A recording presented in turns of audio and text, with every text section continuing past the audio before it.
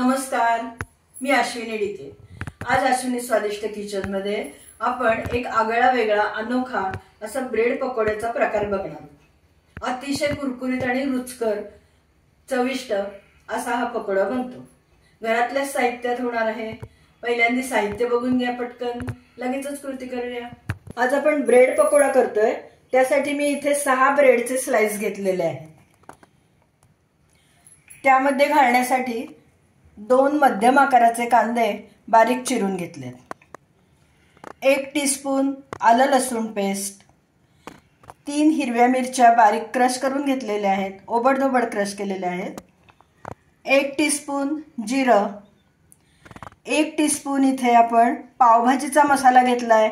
पावभाजीचा मसाला तुमच्याकडे नसेल तर तुम्ही त्याऐवजी गरम मसाला सुद्धा वापरू शकता।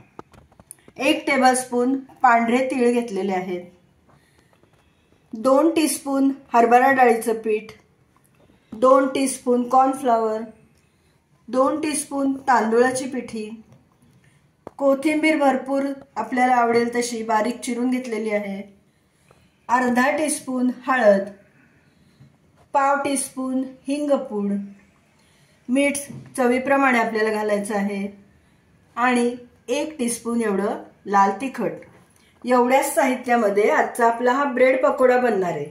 एरवी ब्रेड पकोडा करताना आपण डाळीचं पीठ भिजवतो आणि मग त्या भिजवलेल्या पिठामध्ये ब्रेडचे तुकडे पीस आपण डीप करून तळून घेतो, पण आजचा हा प्रकार जरा वेगळा आहे आणि टेस्टही खूप सुंदर लागते याची। आता लगेचच आपण कृती करूया। आपण ब्रेड स्लाइसचे बारीक बारीक पीस करून घेऊया। मी इथे कात्रीने कट करतेय, तुम्ही अगदी हाताने सुद्धा त्याचे बारीक बारीक तुकडे करून घेतलेत तरी हरकत नाही।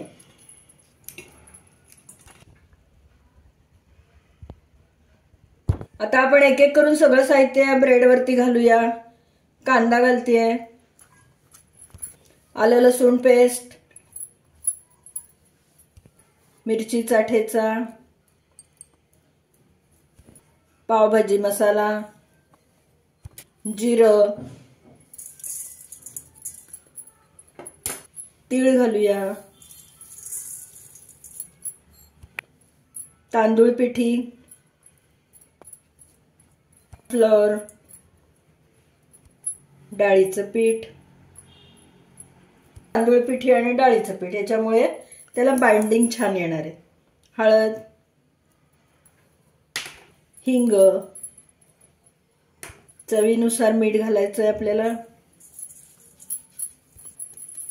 लाल तिखट, हिरवी मिरची पण आपण थोडी घातलेलीच आहे आणि कोथिंबीर।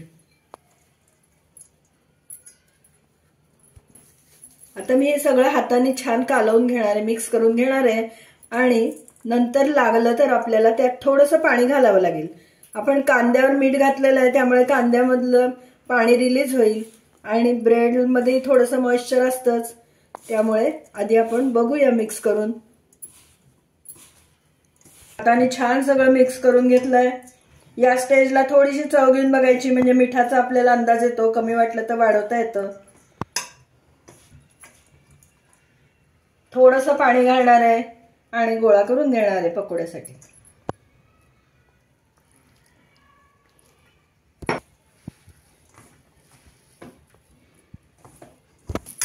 छान आपलं पकोड्याचं मिश्रण तयार झालंय। एकीकडे मी गॅसवर तेल तापायला ठेवलंय, तेल तापलं की लगेच पकोडे करायला घेऊया। कढईत तेल तापायला ठेवलं होतं, तेल तापलंय, त्यातलं मी 1 टेबलस्पून एवढं तेल आपल्या केलेल्या मिश्रणावर घालतेय। आपण यामध्ये सोडा इनो कशाचाही वापर केलेला नाहीये। तेल तापलंय, गॅस मी बारीक केलेला आहे। आता त्याच्यामध्ये आपण छोटे छोटे पकोडे टाकून घेऊया।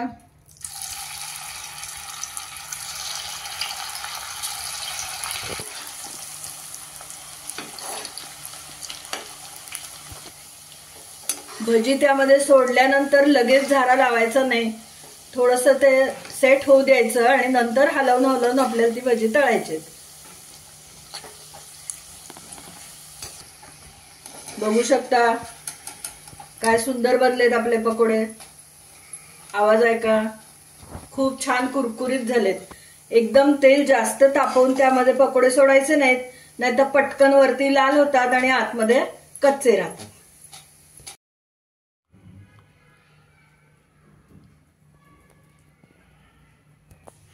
आता याच पद्धतीने आपण पुढचे सगळे पकोडे करून घेऊया.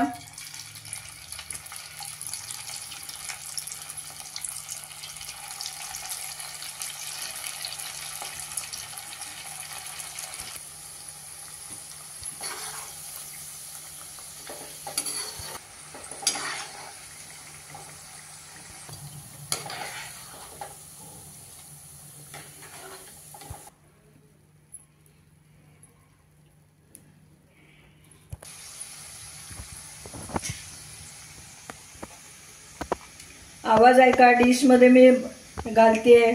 किती छान कुरकुरीत झालेत बघा.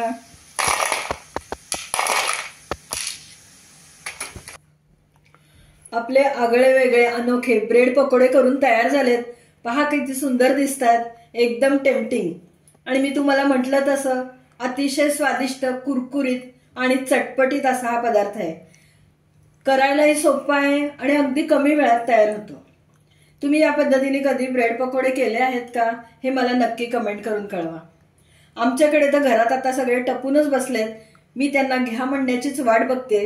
लगेचच 2 मिनिटात डिश रिकामी होणार आहे.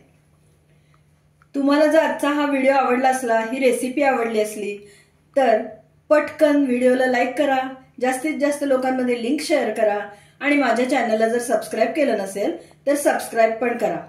सबस्क्राईब करताना शेजारचं बेल आयकॉन दाबायला विसरू नका, म्हणजे वेळोवेळी पाठवलेली नोटिफिकेशन्स तुमच्यापर्यंत अगदी लगेच पोहोचतील. अतिशय स्वादिष्ट, रुचकर, चटपटीत असा हा पदार्थ आहे.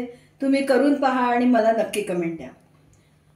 पुन्हा आपण लवकरच अशाच एखाद्या छानशा रेसिपीसह भेटूया. तोपर्यंत धन्यवाद.